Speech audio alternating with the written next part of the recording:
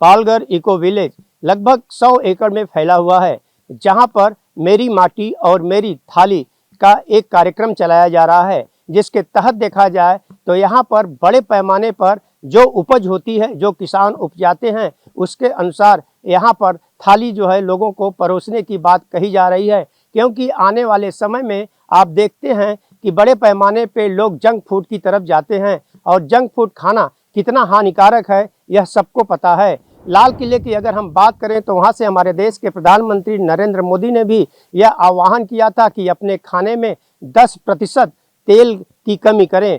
इसी विषय पर चर्चा यहाँ पर की गई थी और जिसमें देखा जाए तो केंद्रीय मंत्री जो हैं पर्यावरण और वहीं वन मंत्री आज यहाँ पर भूपेंद्र सिंह यादव आए हुए थे और उनके सहयोग से यानी उनके उपस्थिति में इस कार्यक्रम का यहाँ पर आयोजन किया गया। उन्होंने इस कार्यक्रम को लेकर के काफ़ी सराहना की है। आइए देखते हैं पूरी रिपोर्ट।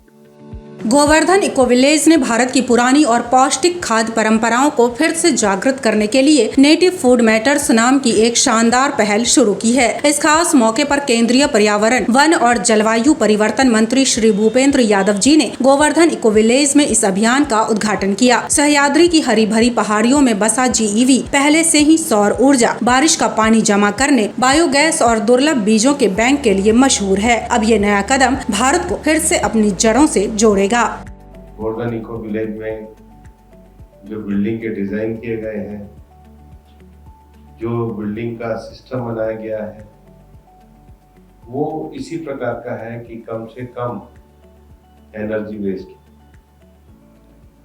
दुनिया में टेम्परेचर बढ़ने का भी बहुत बड़ा कारण ये है कि एनर्जी ड्रिवन लाइफ के कारण लगातार एनर्जी का उत्पादन करना पड़ता है, तभी हम सस्टेन रह पाते हैं।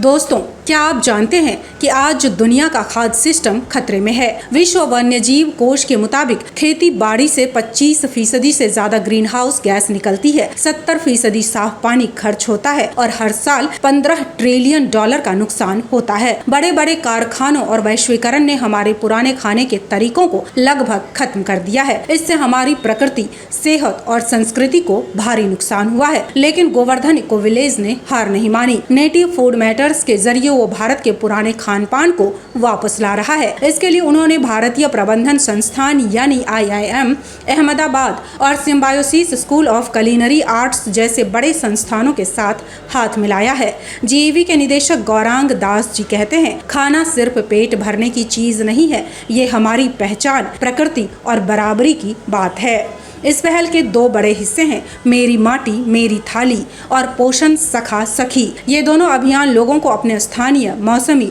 और पारंपरिक खाने से जोड़ रहे हैं। पालघर में बच्चों और महिलाओं के साथ मिलकर जागरूकता कार्यक्रम और पोषण उत्सव हो रहे हैं, जहां पुरानी फसलों और व्यंजनों को बढ़ावा दिया जा रहा है। अगर आप GEV जाएंगे तो वहां के गोविंदा रेस्टोरेंट में मदन मोहन थाली का स्वाद ले सकते हैं। ये थाली आपको भारत के पारंपरिक खाने की ताकत और सेहत के फायदे बताएगी।